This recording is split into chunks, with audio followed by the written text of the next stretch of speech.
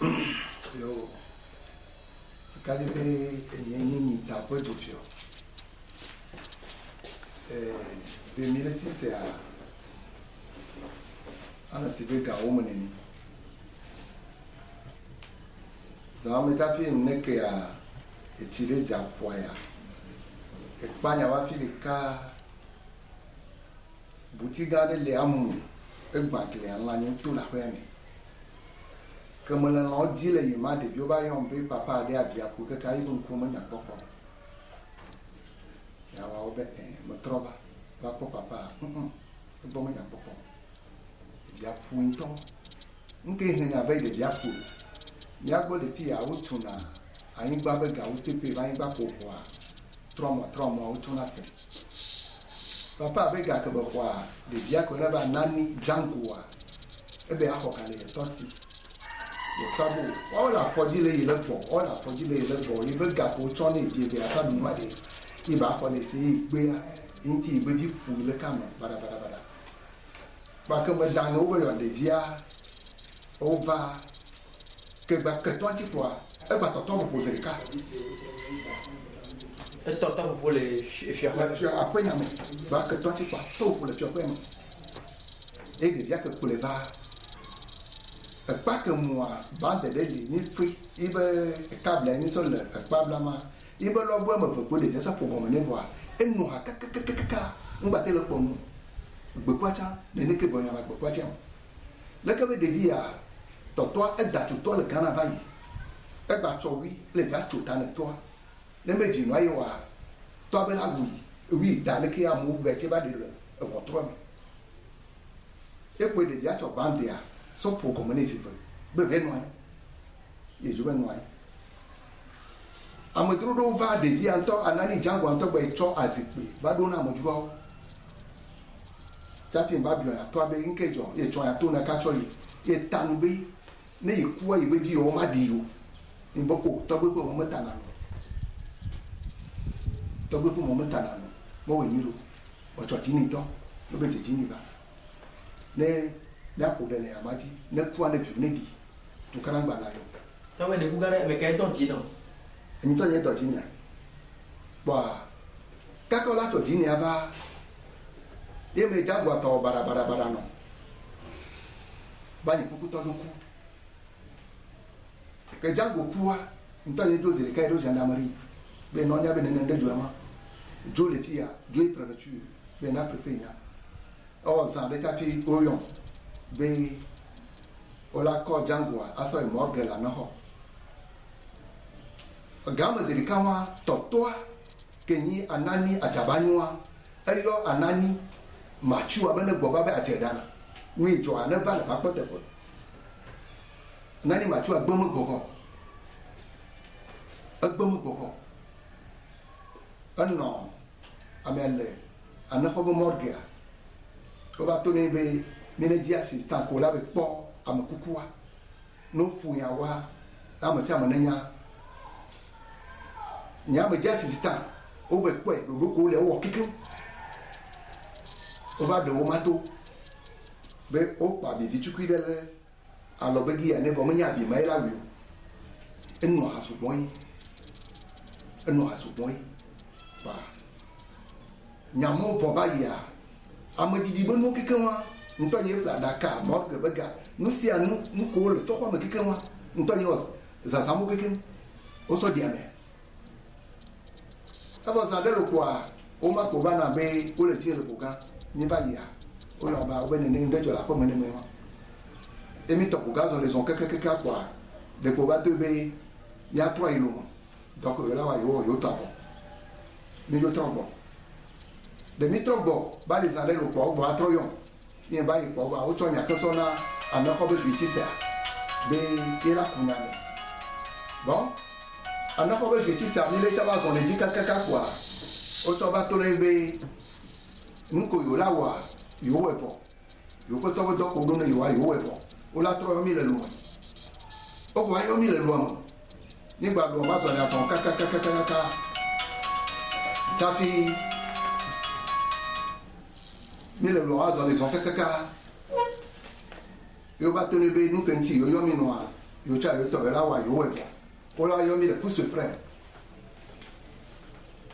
gawa mi en tisi e ya poto mi no ma ba o ba yo mi ni ba pousse suprême obiam mo pon po ka choi obiam che cha glo to ka choi o don ke bi aton na mi ke bi aton bo mi ba ya yo chokojuwa ama gbe mo ko do chuma e ta ko do chuma che mi le mo le yima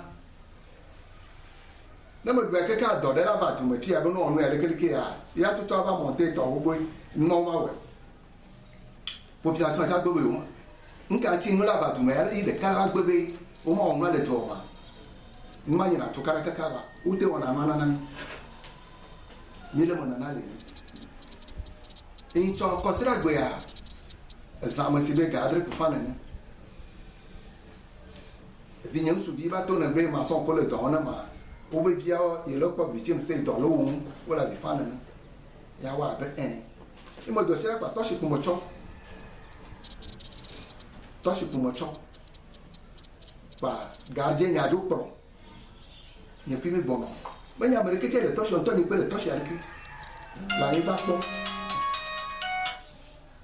yin ba pon kaka po a ni gboro mi do agbo de je mi po o gare model agbo je leke amode mo ile mo ati mi ami to nti ni ma cho to chi po bo tete nto cho ni po ni amode mo ile agbo je leke ni po mi mo ile mo ati ya mi to mi omo emi jo mi jo gboro ka ba do jo go mada ko de ja pon to je si po a ne de nyabe DJ ba be me fe ma ke bi le ka ge fe se koma no po fia fi ta be bu era no po nu von to no po nu dra to amu to era to du ku to ba pe ba ga ja to be o ta be un pure ma di me be se ja me le me be ya ye ko da be di ma ke no po po ma e yi kwa e ko be anani désiré de dire dura ku klojo na be so ku ko sidi ele asara pa pudu ba dogo tabu afile ma le kwanye ko mi yozo do ba de fio gbo ni aba to ka to le de fio ga dre ko fon bonu adun de fio dun mo no gbo ta fi batro jo ya ko mo wa leke haba ma ko to le tin no po so ni pepe wa ta fi alo dudun o po bi ni pepe po wa ta fi alo dudun pu no bada en na jo ala ko tin haba mo jo ala mo no so gbo ime be gendarmerie no bedi no yo de dia no bien bedi nkai mo pi ye bo ko te po nyi okwo ya ma ba no nko a nye me desi de dia ntoto de di na twima nye me desi o ke me desi gendarmerie le desi de dia no gendarme o cho convocation so na mo di zemi ga to o be me sambe ri se rasin mo cho bi sa cho le zemi ga to o ba cho convocation ani egbe mo yo ba le kurago de dia po le po si be mi ti oui, à tout domaine, attends, toi, pour ta vie, pour y boire, you vois pas. N'est-ce pas, il me dit, au moins, pas n'y a pas, bon, quelqu'un. Et là, pas n'y me dit, pas n'y a pas. Au bas, pas. Je te fais honnête, au bas, quelqu'un. Télé. Bra, nous, à Bognadia, je sais la poésie.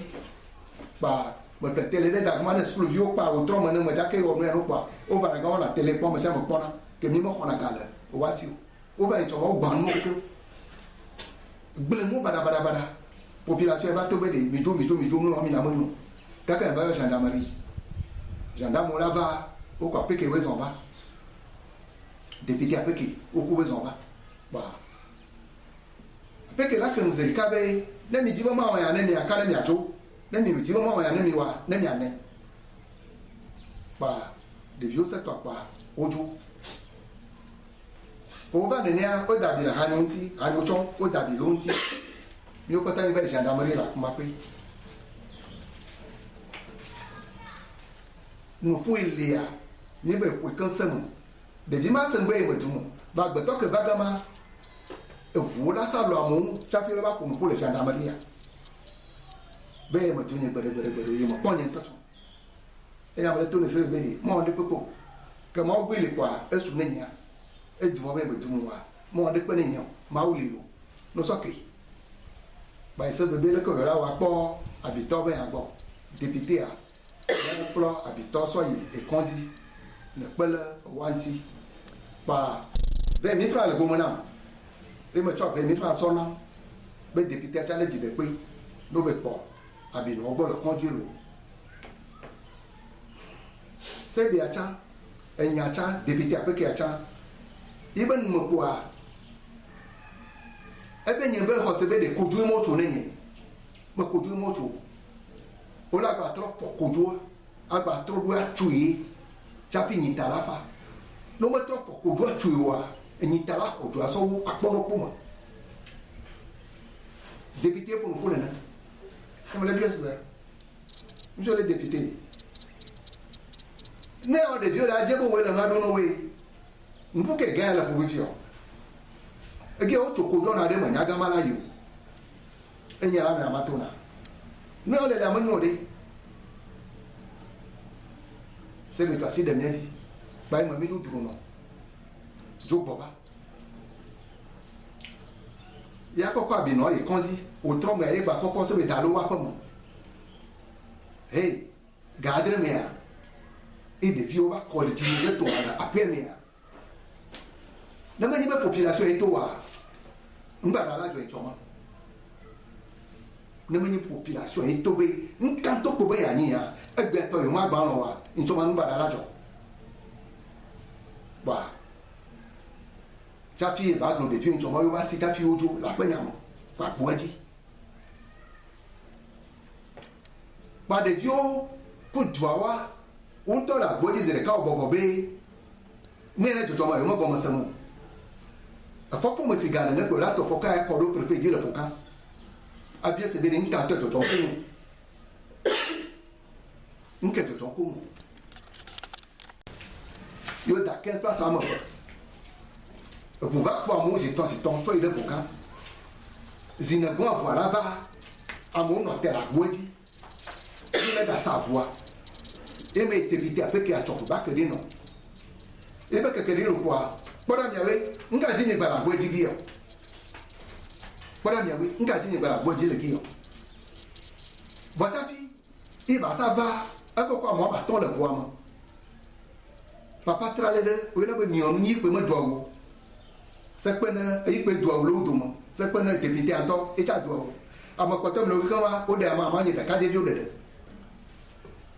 o de ama attaque pe le comme na o mo to fopo ye me le tutu ne de jo no be ha igbo ni de jo ba a o ni mo li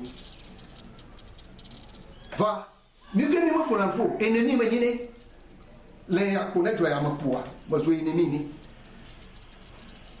au secteur la Django papa là-bas et bébé le tout sur tourner toi pas et de fiobe togwe melu pas amana kaba to ene le pa mo pe mo to zere ka ko do de dia njuju ya boati ala poamo ba o député o ba le di me mo le to famille jo yo fi wo ne la famille ni pam ne nti le di no ai ma de ma ira e be le ni di la firema ya momento ne de viole le dimo e me le ni ya chego ba